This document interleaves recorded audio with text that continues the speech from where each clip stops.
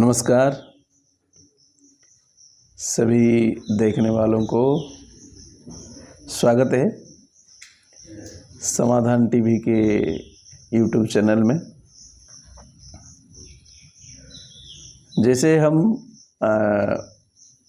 बहुत सारे चीज़ों के बारे में बात करते रहते हैं, तो आज जिस विषय के बारे में हम बात करेंगे ये बड़ा ही पुराना विषय है और बहुत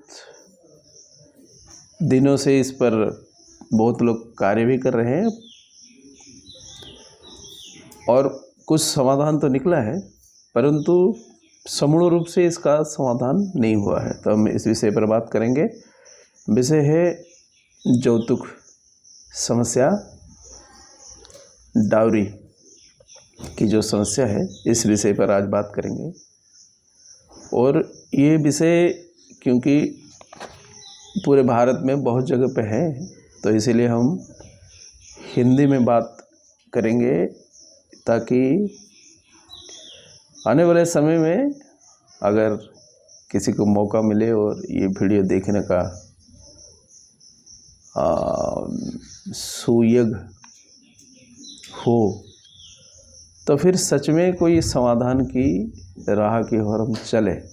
तो इसलिए सभी देखने वालों को फिर से वीडियो देखने के लिए धन्यवाद। और हम इस विषय में बात शुरू करते हैं। जैसे सभी को पता है, ये जो यौतुक की कहानी है ये जो सनातनी विवाह है इसके साथ इसको जोड़ा गया है। परंतु अगर हम जो सनातन की इतिहास है इसको उठाकर देखते हैं तो आपको, जैसे हम मानते हैं भारत में भगवान शिव की जो विवाह है वो प्रथम विवाह है, यानी जो अनुष्ठानिक और जिसे हम कहते हैं कि वैदिक रीति से जो विवाह हुआ, पहला विवाह वो भगवान शिव की विवाह है। तो उस विवाह में यौतुक की कोई बात नहीं होती। और उसके बाद बहुत सारे विवाह हुए पुराणों में, तो कभी ये जो यौतुक की विषय है वो कभी समस्या के रूप में नहीं उभरा। वो समय अलग था, लोग अलग थे, परंतु हाँ ये जरूर है उसे एक दान था। जैसे ही किसी के घर से कोई कन्या लाता था या कोई अपनी कन्या को किसी के यहाँ दान करता था, हमारे यहाँ कन्यादान कहा जाता था, उसमें विवाह होता था।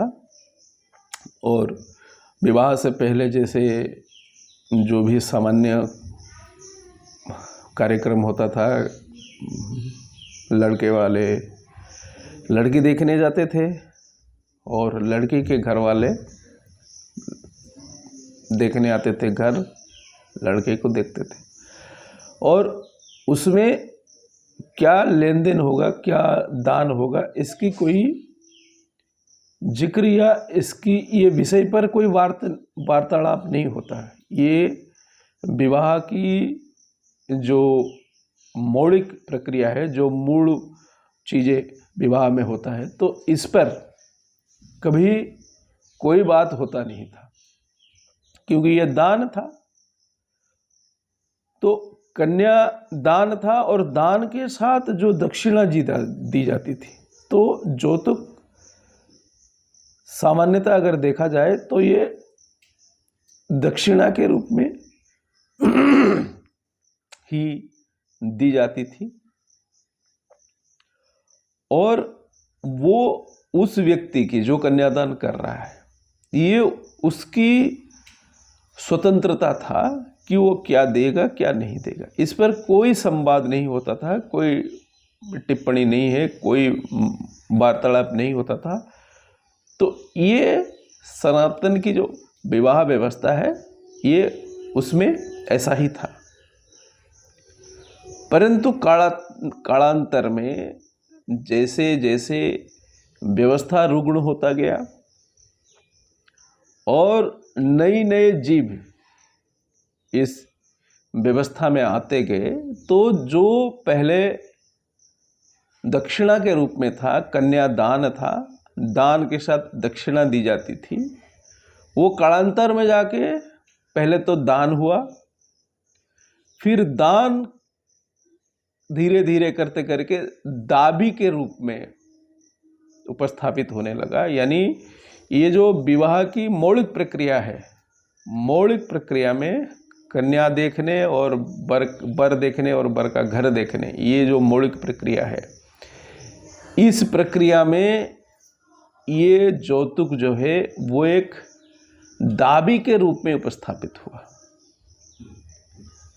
तो यहाँ से जब ये दाबी के रूप में उपस्थापित हुआ, दाबी के रूप में क्यों उपस्थापित हुआ, अगर इसका पृष्ठभूमि देखेंगे या इसको समझने की कोशिश करेंगे तो आप पाएंगे कि लोगों ने जो दक्षिणा प्राप्त हुआ उसको अपने जो हैसियत या फिर अपनी जो सम्मान, आत्मसम्मान के साथ लोग इसको जोड़ने लगे। तो यहीं से शुरू हुआ ये एक बहुत ही आनंदमय सुखमय परंपरा, जिसको हम विवाह कहते हैं, और उसको और मधुमय, उसको और आनंदमय करता था जो दक्षिणा होता था। क्योंकि दक्षिणा जो होता था वो क्या करता था, जो लड़की अपने घर छोड़ के पराये घर में, पति के घर में जाती थी, तो वो पति के घर में जाकर उसको सहूलियत, उसको आसान जीवन, उसको सहज जीवन मिले, इसके लिए पिता के घर वाले क्या करते थे, मतलब अपने स्नेह के रूप में, उसके प्रति अपने जो स्नेह है उसका प्रदर्शन के रूप में क्या करते थे, सारे चीज़ें जो वो व्यवहार यहाँ कर रही थी, वही सारे चीज़ें वो क्या किए, उसको दान के रूप में, उसको दक्षिणा के रूप में दिए। वो स्नेह का प्रतीक था, ताकि वो अपने घर से दूर जाकर जब वो परिवार का सेवा करेगा तो उस सेवा के वक्त उसको समस्या ना आए, उसके लिए जो परिवार था वो उसके व्यवहार योग्य सारे वस्तु दिया करता था। तो ये जो विषय है ये दान का विषय था, स्नेह का विषय था। कालांतर में जब लोगों ने इसको आत्मसम्मान के साथ जोड़ दिया कि फलाना घर की जो शादी हुआ है उसमें इतना जौतुक आया, तो इससे लोगों ने अपना सम्मान बढ़ा कि जितना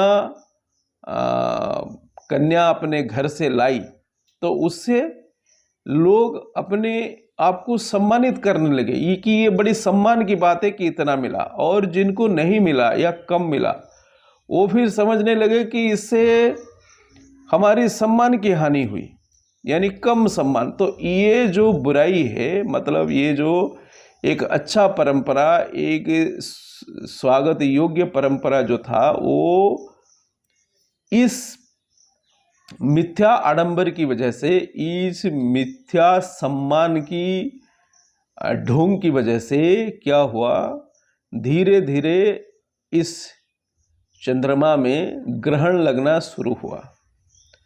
तो एक संपूर्ण सुंदर परंपरा कुछ लोगों के मिथ्या अहंकार, मिथ्या सम्मान बोध की वजह से क्या हुआ, धीरे धीरे उसमें बुराई आने लगा। लोग फिर, जब विवाह की मौलिक प्रक्रिया होता था, लोग फिर इसको उपस्थापित करने लगे। पहले तो ये हुआ होगा कि धीरे से मंद स्वर में इसको रखा करते थे, क्योंकि मतलब इसको रखना भी बड़ी असम्मान का विषय था। जब बैठकर बात हो रहा है कि शादी कैसे होगी, कब होगी, और हमारे तो यहाँ कुंडली मिलान का बड़ा ही सुंदर प्रावधान था, तो धीरे धीरे धीरे धीरे धीरे धीरे जैसे लोग निर्लज, असभ्य, अनैतिक, असामाजिक होते गए, जैसे जैसे लोगों में मानवीय प्रवृत्ति की जगह दानवीय प्रवृत्ति लेने लगा, लोग फिर एक दक्षिणा को दावी के रूप में उपस्थापित करने लगे।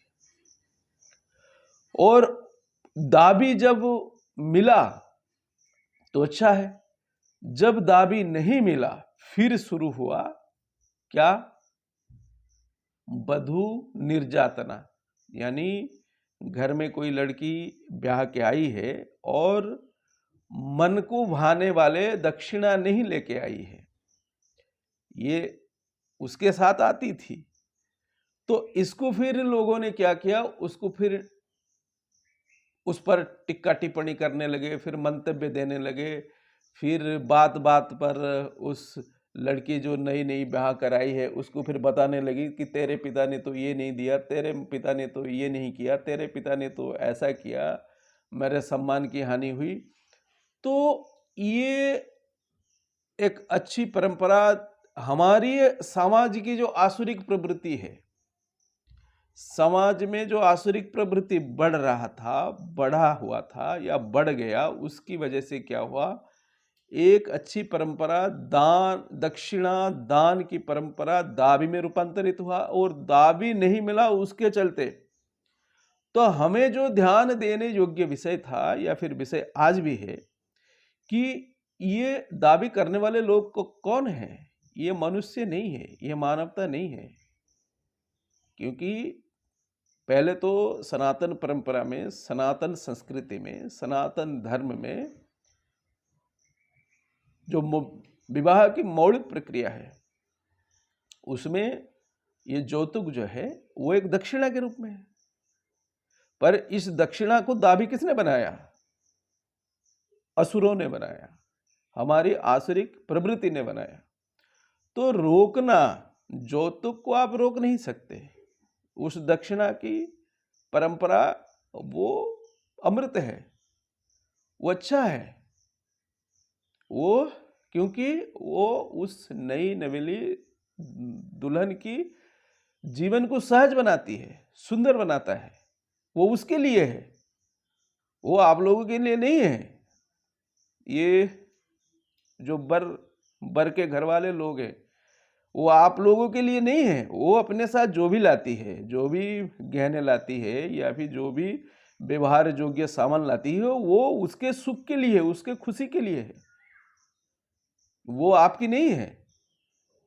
पर आपने ही अपनी झूठी सम्मान, झूठी आडंबर उसके साथ जोड़ा है। ये जो बर पक्ष है ये उसकी समस्या है, या फिर समाज के रूप में देखें तो ये समाज की समस्या है, हमने ऐसा किया। तो जिसको रोकना चाहिए वो जो समाज में बढ़ता हुआ आसुरिक प्रवृत्ति है, असभ्यता है, रोकना इसको है। और हम क्या कर रहे हैं, इसको रोकनी नहीं है, इस पर बात करनी नहीं है, इस पर किसी की सोच नहीं जाता है। दिमाग इतना फूला हुआ है, दिमाग इतना नष्ट हो गया है हमारी पूरी समाज का। मैं इसमें पार्लियामेंट को भी लाता हूं, मैं इसमें वो सारे विधान परिषद, विधानसभा को भी लाता हूं, मैं इसमें सारे जो कोर्ट हैं उनको भी लाता हूं कि कलम है, ये कलम लिखने के लिए है, ये कलम विद्या अर्जन की एक उपकरण है। कल किसी ने कलम से आंख फोड़ दिया तो आप दुनिया भर में कलम को बैन करते फिरोगे। ये कैसी पंडिताई है, ये कैसा पांडित्य है, ये तो मूर्खता है। क्योंकि ये तो उपकरण है। तो जौतुक को जो विरोध करते हैं वो मूर्ख लोग हैं। विरोध आसुरिक प्रवृत्ति का होना चाहिए, क्योंकि आसुरिक प्रवृत्ति के वजह से लोगों ने दक्षिणा जैसी एक सभ्य परंपरा को दाबी बना दिया, और उस दाबी के चलते फिर क्या करने लगे, निर्यातना करने लगे। और निर्यातना कभी कभी मानसिक होता था, फिर शारीरिक होने लगा, और शारीरिक मतलब हदे पार किया, सीमा पार किया, और फिर मृत्यु तक होने लगी। ये लोग फिर मारने लगे। तो ये जौतुक की वजह से नहीं हो रहा है, ये उस दान की वजह से नहीं हो रहा है, ये हमारी आसुरिक प्रवृत्ति बढ़ रही है। धीरे धीरे हमारे भीतर असुरों की, दैत्यों की स्वभाव, दैत्यों के गुण, दूसरों के संपत्ति छीनने की प्रवृत्ति, ये धीरे धीरे हमें बढ़ रही है। ये किसी को दिखाई नहीं दे रहा है। तो ये तो हमारी सामूहिक मूर्खता है, सामूहिक असभ्यता है, ये हमारी सामूहिक अपारगता है, असमर्थता है कि हम आज भी चीजों को सही रूप से, सही फ्रेम में, सही फोकस में समझ नहीं पा रहे हैं। हम अपनी समस्याओं को उसके केंद्र में देख नहीं पा रहे हैं, तो समस्या कैसे हल होगी? तो कन्या के साथ स्नेह के रूप में जो आना है वो आएगा, वो स्वाभाविक है, वो दाबी नहीं हो सकता। अगर कोई दे रहा है तो हम मना भी नहीं कर सकते।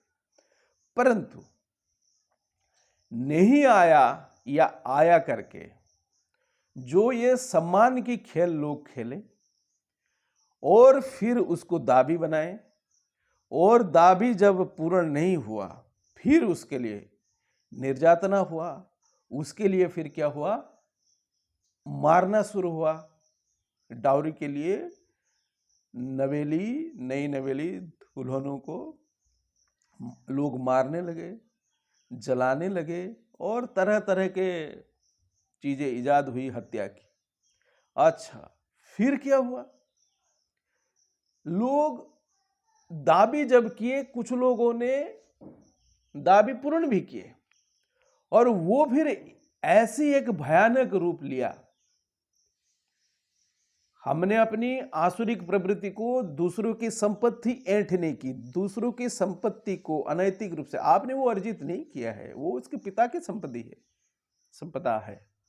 वो पिता उसको कितना देगा, कितना नहीं देगा, वो उसका स्वभाव पर निर्भर करता है, वो उसका स्नेह पर निर्भर करता है। चलो ठीक है, पर दूसरों की संपत्ति को लोभ से देखने की प्रवृत्ति, और उसको पाने के लिए कन्या को एक मोहरा के रूप में, एक हथकंडे के रूप में, एक अवसर के रूप में उपयोग करने की ये जो प्रवृत्ति है, तो इन असभ्यताओं को रोकने के लिए व्यवस्था करना था,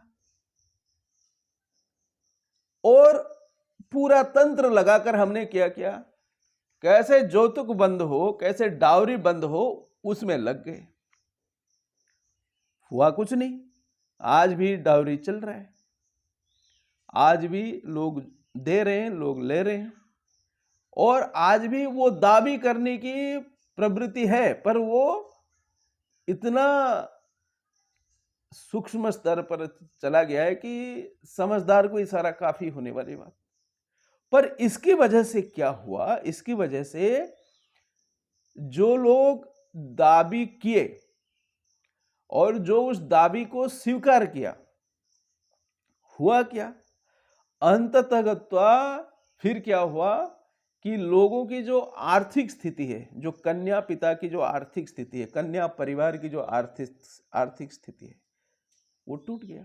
जो आर्थिक मेरुदंड है, जो आर्थिक रीढ़ की हड्डी है, लोगों की टूटने लगे। और इस भय से फिर लोगों ने क्या किया, इस भय से फिर लोगों ने, जैसे ही पता चला कि घर में बेटी पैदा हुई है, लोग बेटियों को मारने लगे। पहले तो जो धाई होते थे उसको पैसा देके उसको समझा बुझा के मारने लगे, और फिर जब ये अल्ट्रासाउंड का ज़माना आया, जब ये पता हो सकता है मतलब बच्चा जब पेट में है, फिर भ्रूण हत्या होने लगा, कन्या भ्रूण हत्या होने लगा। तो ये जोतु की वजह से नहीं हुआ, मैं फिर से बोल रहा हूं, ये हमारी असभ्यता की वजह से हो रहा है। और इस पर कोई बात नहीं करना है, कोई बहस पार्लियामेंट में होगी ना विधानसभा में होगी। ये जो समाज में बढ़ता हुआ अमानवीय गुण है, इस पर कोई बहस नहीं होगी। आज तक आपने सुना है? और इसीलिए मैं इन सारे इंस्टीट्यूशन को नकारा मानता हूं, ये कोई काम के नहीं है।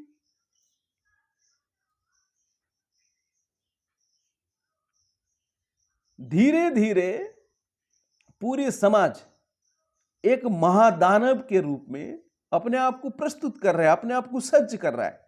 धीरे धीरे हमारे भीतर प्रत्येक घर में दैत्य गुण संपन्न व्यक्तियों की संख्या बढ़ रही है।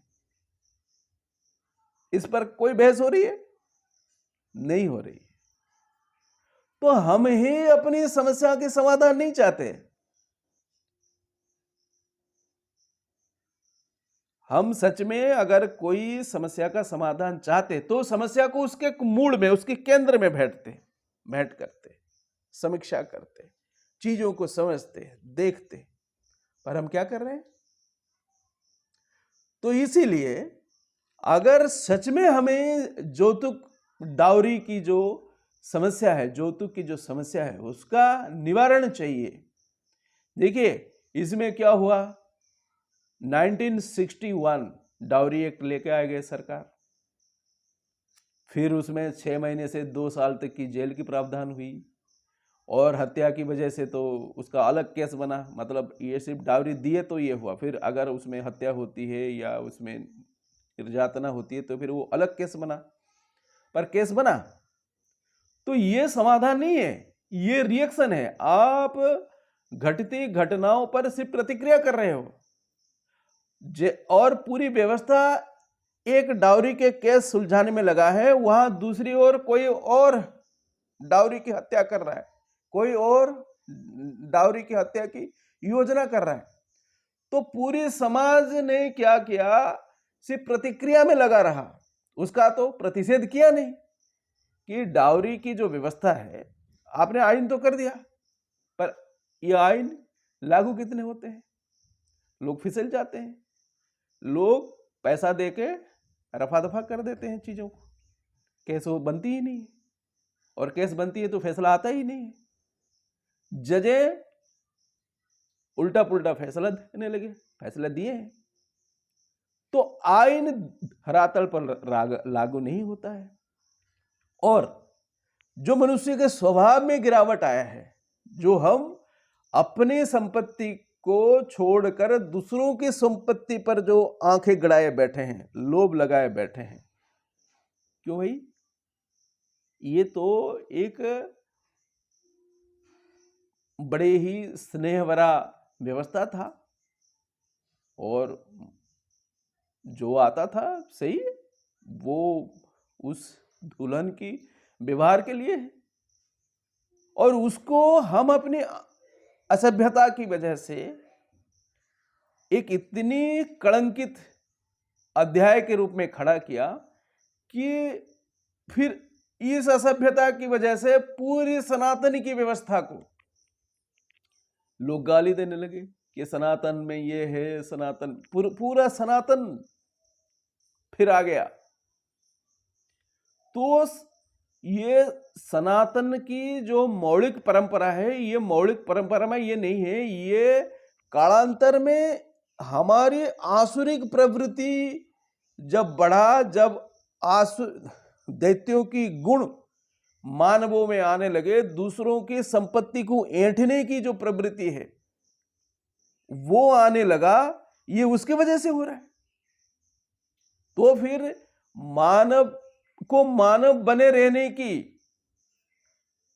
कानून पार्लियामेंट में पारित करो कि ऐसा शिक्षा दिया जाए, ऐसा दीक्षा दिया जाए, ऐसी जीवन व्यवस्था किया जाए, ऐसी शिक्षा व्यवस्था किया जाए कि लोगों में ये जो दानवीय गुण बढ़ रहा है, दूसरों की संपत्ति ऐंठने की जो प्रवृत्ति बढ़ रही है, इस पर अंकुश लगाया जा सके।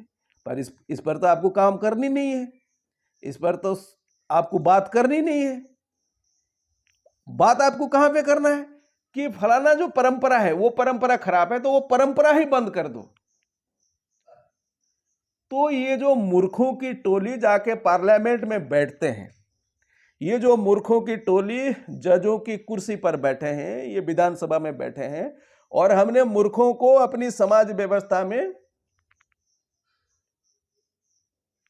हिस्सेदारी करने को दे दिया है, और वही देश, समाज, दुनिया सब चला रहे हैं। चल रहा है। तो अगर सच में समाधान चाहिए तो जौतुक में कोई समस्या नहीं है। जैसे ये पेन में कोई समस्या नहीं है, ये कलम है, ये एक उपकरण है। जौतुक एक स्नेह है, पिता की ओर से, पिता की परिवार की ओर से, वो स्नेह का प्रतीक है, उसमें कोई समस्या नहीं है। पर ये पेन से अगर किसी की आंख फोड़ा जाता है, ये इस पेन से अगर किसी की हत्या होती है, तो इसमें पेन का दोष नहीं है, जो पेन का व्यवहार करता है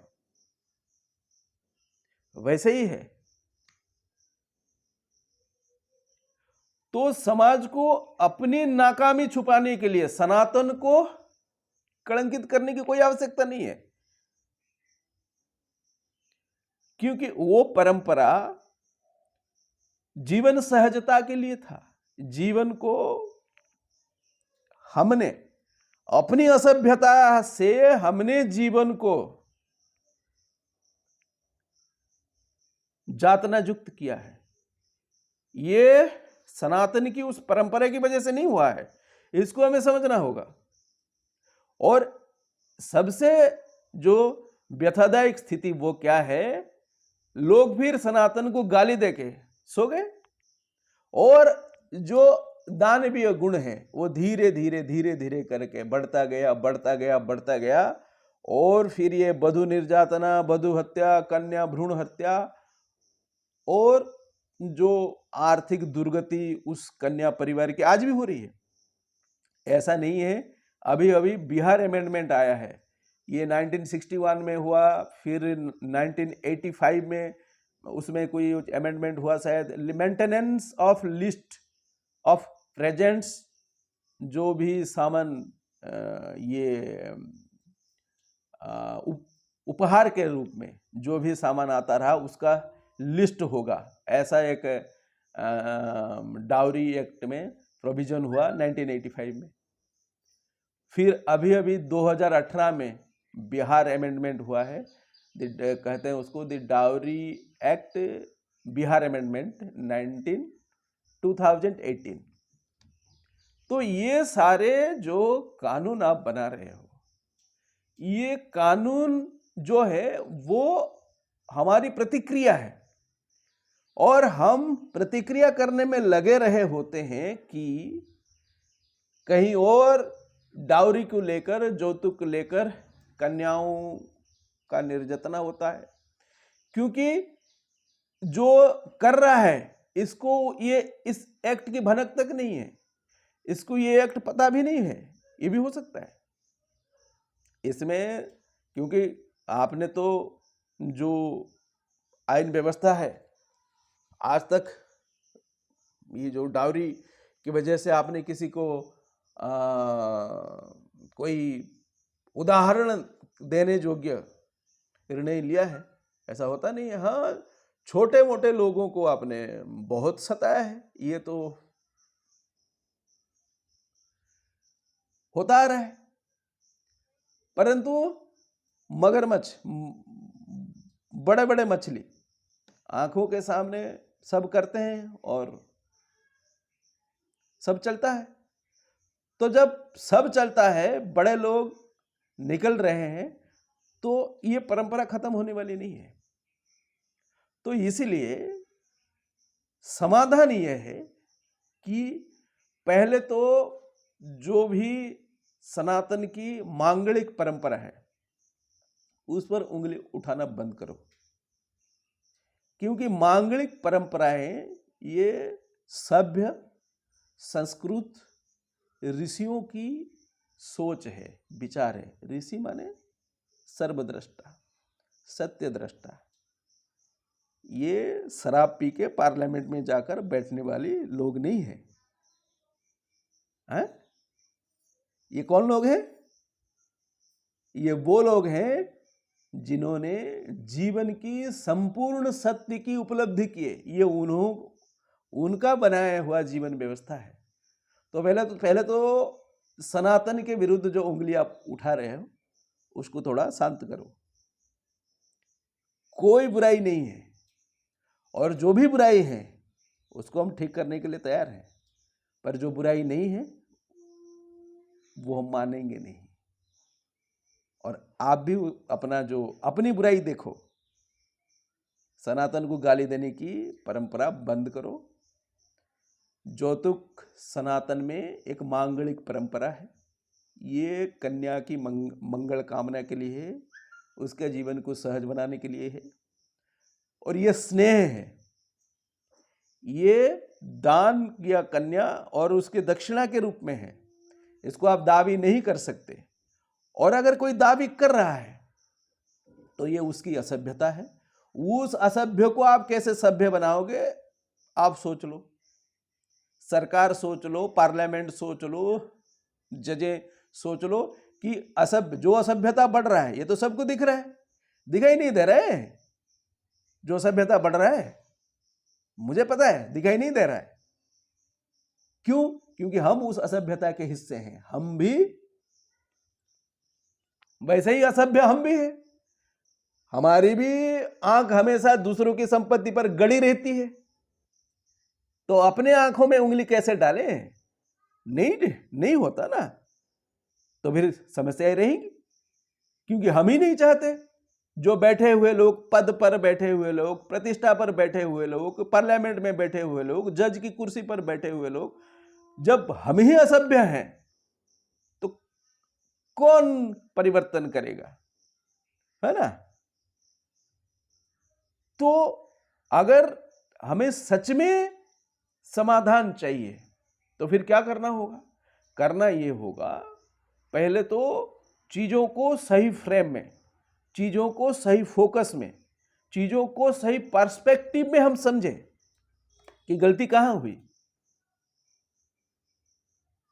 तो पहले तो ये करो, क्योंकि विवाह टूट भी रही है, मतलब ये ज्योति की वजह से नहीं हो रहा है, ये हमारी जो असभ्यता बढ़ा है, जो दानवीय गुण बढ़ा है, एक दूसरों को सताने की, जो एक दूसरों को दुख देने की, दर्द देने की जो प्रवृत्ति हम में बढ़ा है, मनुष्य में बढ़ा है, ये प्रवृत्ति की वजह से विवाह टूट रहा है, असफल हो रहा है। तो इसलिए ऐसा करो, ये एक प्रस्ताव है। पता नहीं कितने लोग ये वीडियो देखेंगे, कितने लोग ये वीडियो शेयर करेंगे और कितने लोग इस चीज को आगे बढ़ाएंगे, ये मुझे पता नहीं है। पर कभी भी कोई भी अगर इस वीडियो को देखेगा, वो व्यक्ति जो सत्ता पर बैठा है, वो व्यक्ति जो शासन में है, वो व्यक्ति जो कुछ कर सकता है, अगर वो कभी ये वीडियो देखे तो विवाह योग्यता प्रमाण पत्र की थोड़े समय के लिए, टेम्पररी ही सही, थोड़े समय, क्योंकि चीज़ों को सही करने के लिए कोई लाइफ लॉन्ग दीर्घमियादी योजना आवश्यक नहीं है। अब थोड़े समय के लिए विवाह के लिए वर और कन्या, क्योंकि ये लोग करते क्या है,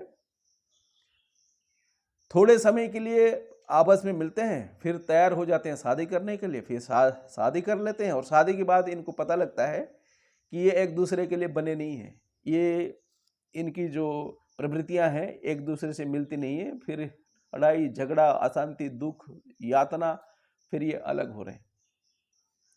तो इसकी वजह से क्या हो रहा है, पूरी समाज में एक ऐसा माहौल है, एक ऐसा वातावरण है, लोगों को लग रहा है, लोग अब ये सोचने लगे कि ये जो विवाह है ये समस्या की जड़ है। विवाह समस्या की जड़ नहीं है।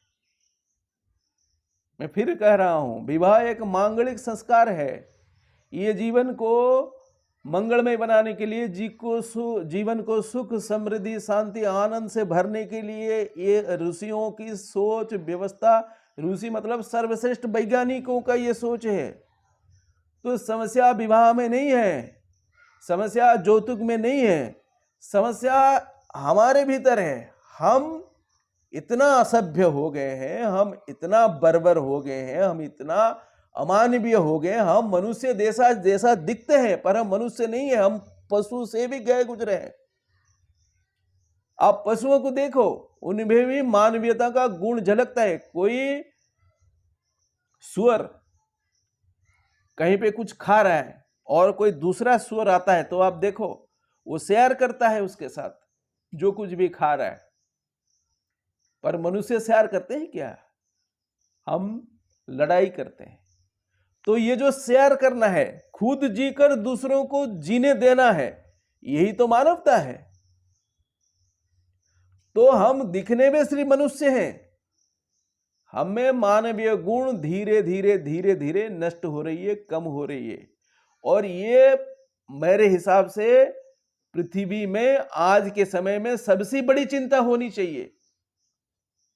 ये जो विश्व परिवेश की चिंता है, या अगर विश्व परिवेश की चिंता एक नंबर पे है तो दूसरा नंबर की चिंता यह होनी चाहिए कि ये जो अमानवीय गुण मनुष्य में बढ़ रहा है, धीरे धीरे मनुष्य पशु जैसा, पशु ही है या फिर पशु से भी खराब स्थिति में मनुष्य आ गए हैं। हम देखने में सिर्फ मनुष्य दिखते हैं पर मनुष्य है नहीं, हम अंदर से कुछ और हैं। और ये क्यों हो रहा है? क्योंकि हम मनुष्य बनने के लिए शिक्षित नहीं किए गए हैं। हम डॉक्टर बनने के लिए शिक्षित किए जाते हैं, हम इंजीनियर बनने के लिए शिक्षित किए जाते हैं, हम कोई भी चीज है उसके लिए शिक्षित किए जाते हैं, पर हम मनुष्य कैसे बने इसके लिए हमें शिक्षा नहीं दी जाती है। हम शिक्षित नहीं है। हाँ, इसके लिए जो सॉफ्टवेयर चाहिए वो हमें इंस्टॉल नहीं है। इंजीनियरिंग के लिए, इंजीनियरिंग हम करते क्या है? हम इंस्टॉलेशन करते हैं। जो इंजीनियर की जो सोच है, विचार है, तो एक मनुष्य इंजीनियर बन जाता है। हम डॉक्टरी की जो विद्या है उसको इंस्टॉल करते हैं तो एक मनुष्य डॉक्टर बन जाता है। हम साइंस की जो विद्या है हम इंस्टॉल करते हैं तो एक मनुष्य, साधारण मनुष्य साइंटिस्ट बन जाता है। तो वही वैसा ही है, अगर आप मानवता इंस्टॉल नहीं करोगे, मानवता किसी को नहीं सिखाओगे, तो ये साधारण लोग मनुष्य नहीं बनेंगे। क्योंकि मूलतः मनुष्य एक पशु ही है। तो पशुत्व जो है वो हमारा स्वभाव है। और जब तक आप शिक्षित नहीं करोगे मनुष्यता का शिक्षा, मानवता का शिक्षा, मानवीय गुणों की शिक्षा, जब तक मनुष्य में आप नहीं डालोगे, उसको एजुकेट नहीं करोगे, उसको शिक्षित नहीं करोगे, ये दानवीय गुण और प्रचंड रूप में बढ़ने वाला है। इस पर क्या कोई पार्लियामेंट सेशन में बात हो सकती है? देख लीजिए। तो विवाह योग्य है कि नहीं है इसका प्रमाण पत्र होना चाहिए और उनको थोड़ा समझाना चाहिए कि ये जब तक आप एक दूसरे के को सहन करने की प्रवृत्ति आप में नहीं होगी, फिर विवाह एक बाधा है, विवाह एक बंधन है। जब आप एक दूसरे को सहन करने के लिए राजी हो, क्योंकि ये चीज़ें जब कोई दो व्यक्ति आपस में साथ में रहने लगते हैं तो ये बहुत ज़रूरी है कि हम एक दूसरे को सहन करें। और अगर हमें सहन करने की प्रवृत्ति नहीं है फिर हम साथ में रहने के लिए अयोग्य हैं। तो फिर ये तय किया जाए ना कि हम जो जोड़ा शादी करने के लिए तैयार हो रहे हैं उनमें विवाह की जो एजुकेशन है, मैरिज को लेकर, शादी को लेकर जो शिक्षा होनी चाहिए वो उनमें है या नहीं है। उनको पता है कि शादी क्या है, शादी कैसा है, शादी में होता क्या है, व्यवहार कर क्या कैसा करना चाहिए। जो लड़का है उसको पता होना चाहिए कि जो लड़की है उसके साथ कैसा व्यवहार करना चाहिए, क्या उससे क्या आशा करनी चाहिए, क्या आशा नहीं करनी चाहिए। और लड़की को भी पता होना चाहिए कि शादी क्या है, मैं जब ब्याह कर जाऊंगी तो मेरा कर्तव्य क्या है, मुझे क्या क्या करना चाहिए। तो ये सारी चीज़ें दोनों को ही शिक्षित करना जरूरी है। ये एक हाथ वाला चीज़ नहीं है, ये दोनों हाथ, दो आपस में मिलकर जीवन के लिए, जीवन की पूर्णता के लिए, जीवन की आनंद के लिए संघर्ष करें। क्योंकि जब दो मिलकर संघर्ष करते हैं एक ही उद्देश्य के लिए तो जीवन आसान होता है। तो विवाह जीवन को आसान बनाने के लिए एक व्यवस्था है, और उसी व्यवस्था अपने बुराई ना देखने वाले असुर धीरे धीरे पृथ्वी से मांगलिक व्यवस्थाओं का उच्छेद करने में लगे हैं। विवाह खराब है तो बंद कर दो विवाह। फिर क्या शुरू हुआ, लिव इन रिलेशन, एक नई कार्यक्रम शुरू हुआ है। हमें समस्या नहीं है, समस्या उन लोगों को है जो नीचे और नीचे और नीचे जा रहे हैं। आप जब नीचे गिरते हो ना, फिर बड़े त्वरित वेग से नीचे जाते हो। तो सामाजिक वासंद ये बहुत पुराने व्यवस्था है व्यक्तियों को शिक्षित करने के लिए कि समाज पर, यहाँ उल्टा हुआ पड़ा है ना, ये पूरा समाज अभी दानवीय प्रवृत्ति का हो गया है। फिर ठीक करने में समय लगेगा।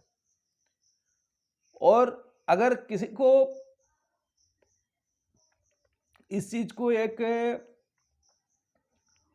पॉजिटिव, एक सकारात्मक दिशा में लेने के लिए अगर हम इसको सोचें तो हम ये कर सकते हैं कि जौतुक जो है, कुछ लोगों को ऐसा लगता है कि देने से मेरा सम्मान बढ़ता है, और कुछ लोगों को विवाह में फिजूल खर्ची की आदत हो पड़ी है। तो ये जो फिजूल खर्ची की आदत है, मैं किस में, विवाह में, मैं इस पर फिर एक पूरा वीडियो बनाऊंगा, क्योंकि ये बहुत एक जो समाज फिर से अपने पैर में खड़ा हो रहा है, उस समाज के लिए विवाह में इतना पैसा लगाना, मैं तो कहता हूँ नष्ट करना, ये मूर्खता है। तो मैं ये जो नई मूर्खता हमने शुरू की है उसको सही दिशा देने के लिए एक पूरा नई वीडियो इस पर बनाऊंगा। पर थोड़े मैं कह रहा हूँ कि जौतुक सामाजिक कल्याण निधि योजना, अगर पैसा देने में किसी को बहुत ज़्यादा आग्रह है तो फिर ऐसा हम कर सकते हैं कि एक समाज अपने गांव में एक निधि, एक पांठी की व्यवस्था हो। पैसा अगर किसी को ज़्यादा है, समाज के लिए खर्च करना है, समाज को खाने पे देना है, अपने दिखावा करना है कि मैं इतना खर्च कर सकता हूँ, तो फिर वो एक जौतुक सामाजिक कल्याण निधि योजना के नाम से एक पांठी बनाई जाए और आप पैसा उसमें डाल दो। और वो पैसा कहाँ खर्च होगा, वो पैसा जो बच्चों को पढ़ाई के लिए पैसा नहीं मिलता, आज भी हमारे गांव में ऐसे बच्चे आपको मिल जाएंगे, और संख्या जिनकी, मतलब आप किसी भी गांव के स्कूल में चले जाइए, 20 से 30% बच्चे संपन्न परिवार से आते हैं। बाकी जो 70% बच्चे होते हैं, किसी का पढ़ाई का सामान नहीं होता, किसी को अच्छा खाना नहीं मिलता, किसी को अच्छा पहनावा नहीं है, किसी को सामग्रियां, जो पढ़ाई की सामग्री हैं, जो सर्वनिम्न सामग्री, वो भी नहीं होता। ट्यूशन नहीं ले पाते ढंग से, स्कूल में क्या हो रहा है वो आप सबको पता है। तो इसीलिए वो जो फिजूल खर्ची लोग शादी में कर रहे हैं, वो फिजूल खर्ची को अगर हम कन्वर्ट कर सके, अगर हम रूपांतरित कर सके कि हम एक पार्टी बनाए गांव में, और शादी ब्याह में जो खर्च करना है, हम अगले 50 साल के लिए ये योजना बनाते हैं कि अगले 50 साल में हम शादी ब्याह में जानी जौतुक और ये फिजूल खर्ची नहीं करेंगे। वो पूरा का पैसा, क्योंकि समाज के लिए कर रहे हो तो पैसा वहाँ डाल दो, और वो फिर क्या हो, बच्चों की शिक्षा के काम में आए। फिर उस गांव में कोई बच्चा पैसे की वजह से उसका पढ़ाई बंद ना हो, कम पढ़ाई ना हो, खराब पढ़ाई ना हो, अच्छे गुणवत्ता वाला जो पढ़ाई की व्यवस्था है फिर हम उसका रचना कर सके। तो ये एक सृजनात्मक दिशा हम इसको दे सकते हैं अगर हम चाहें। तो ये कुछ चीज़ें थी, कुछ कष्टकारी शब्द मैंने अगर कहा होगा तो औषध कड़वा हो, अच्छा है, शरीर इससे ठीक होता है। तो अगर किसी को शरीर और मन को ठेस पहुंचा है तो मेरे ऊपर गुस्सा करने की जगह जो दानवीय प्रवृत्ति हम सब में बढ़ रही है, उसका कैसे निराकरण हो, इसके बारे में सोचें। चीजें उल्टा होती है, इसीलिए हम फंसे पड़े हैं। तो ऐसा नहीं है कि जौतुक सिर्फ सनातनियों का किस्सा है, ये हर संप्रदाय में होता है। तो क्योंकि सनातनियों के ही इसमें घेरा जाता है, तो इसीलिए सनातनियों को लेकर का जौतुक हर संप्रदाय में लिया जाता है, और उसको लेकर ये जो समस्या है ये सबका है। ठीक है, तो आशा यही है कि हम सच में अगर जौतुक की जो समस्या है उसका समाधान चाहते हैं तो पहले काम ये करें कि जो विवाह योग्य व्यक्तियां हैं उनको शिक्षित किया जाए, और ये जो परिवार हैं इनको ये ऐसा शिक्षित किया जाए कि दूसरों की संपत्ति पर नजर गाड़ना ये असभ्यता है, और ये असभ्यता हम जितनी जल्द छोड़े उतना अच्छा है। बहुत बहुत धन्यवाद। जय भवानी। ओम नमः शिवाय।